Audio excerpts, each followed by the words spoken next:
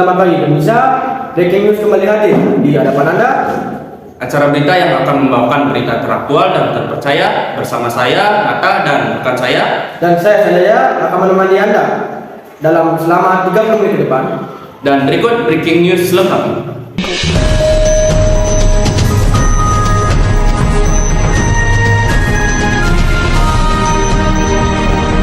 Pemirsa, berita utama Breaking News pagi hari ini akan membahas isu yang mendalam dan menarik perhatian banyak pihak, khususnya kalangan remaja.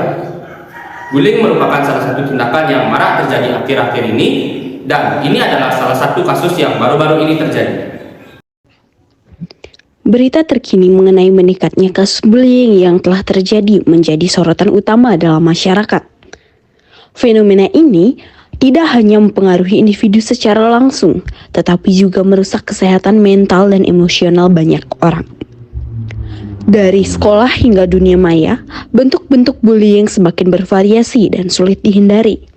Dalam beberapa tahun terakhir, angka kasus bullying telah meningkat secara signifikan, memperlihatkan dampak negatif terhadap perkembangan psikologis anak-anak dan remaja. Bullying dapat terjadi dalam berbagai bentuk, mulai dari intimidasi fisik hingga pelecehan verbal yang terjadi melalui media sosial.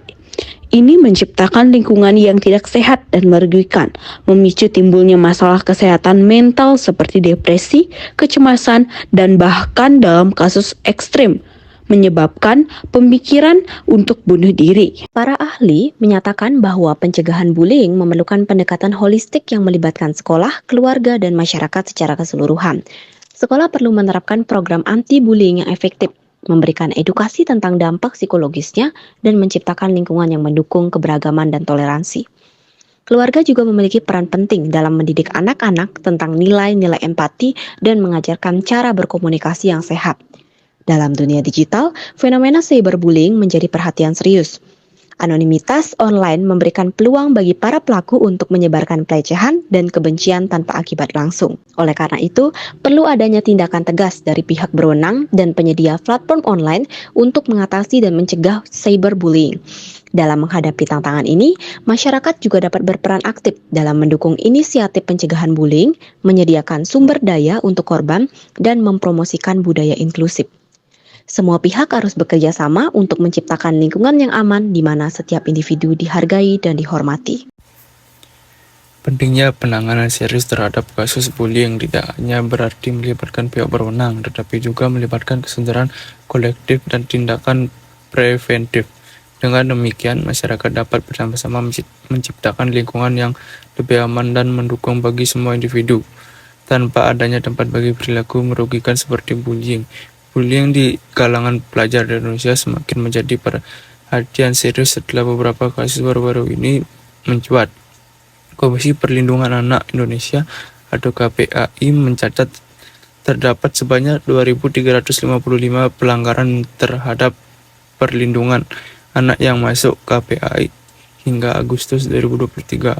Dari jumlah tersebut, rinciannya yaitu anak sebagian korban bullying atau perundungan 87 kasus, anak korban pemenuhan fasilitas pendidikan 27 kasus, anak korban kebijakan pendidikan 24 kasus, anak korban kekerasan fisik dan atau psikis 236 kasus, anak korban kekerasan seksual 487 kasus, serta masih banyak kasus lain yang tidak teradukan ke KPAI.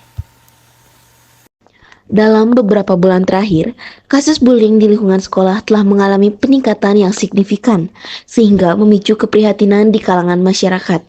Kejadian tersebut mendorong para orang tua, guru, dan aktivis sosial untuk bersatu guna menciptakan lingkungan sekolah yang lebih aman dan mendukung. Pendukung anti-bullying menyerukan perubahan dalam pendekatan pendidikan untuk mengatasi permasalahan ini. Mereka menekankan pentingnya peningkatan pemahaman tentang dampak psikologis dan emosional yang ditimbulkan oleh tindakan bullying. Selain itu, diusulkan adanya pelatihan khusus bagi guru dan staf sekolah untuk dapat mengidentifikasi, mencegah, dan menangani situasi bullying dengan lebih efektif. Orang tua juga diharapkan aktif berpartisipasi dalam mendukung anak-anak mereka, membuka saluran komunikasi yang baik, dan mendidik tentang pentingnya menghormati perbedaan. Dengan demikian, diharapkan terbentuk lingkungan yang mendukung pertumbuhan positif dan meminimalkan risiko terjadinya bullying. Pemerintah setempat turut ambil bagian dengan meningkatkan pengawasan di sekolah-sekolah dan memberlakukan sanksi yang tegas terhadap pelaku bullying. Langkah-langkah ini diharapkan dapat menciptakan efek yang signifikan dan memberikan sinyal bahwa perilaku semacam itu tidak akan ditoleransi. Semua pihak diharapkan bersatu dalam upaya menciptakan lingkungan sekolah yang aman, inklusif, dan mendukung perkembangan positif setiap siswa.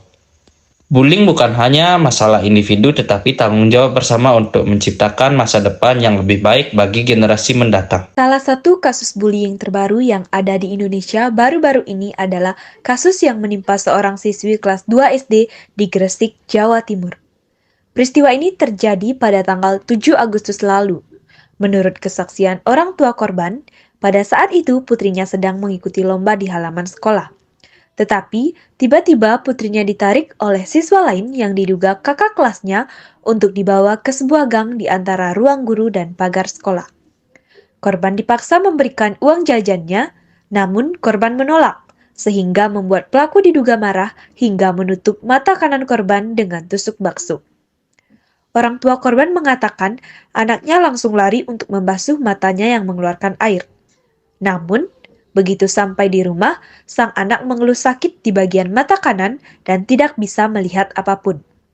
Setelah dibawa ke Rumah Sakit Cahaya Giri dan kemudian dirujuk ke Rumah Sakit Dr. Sutomo, Surabaya, pemeriksaan dokter menyatakan anaknya mengalami kebutaan pada mata kanan karena adanya kerusakan saraf hingga mengakibatkan buta permanen. Polres Gresik telah menyita rekaman CCTV di SD Negeri 236 Gresik. Namun rekaman pada tanggal kejadian belum ditemukan. Hal ini menghambat kerja polisi sehingga mereka belum bisa memastikan apakah pelaku merupakan kakak kelas korban atau dari luar.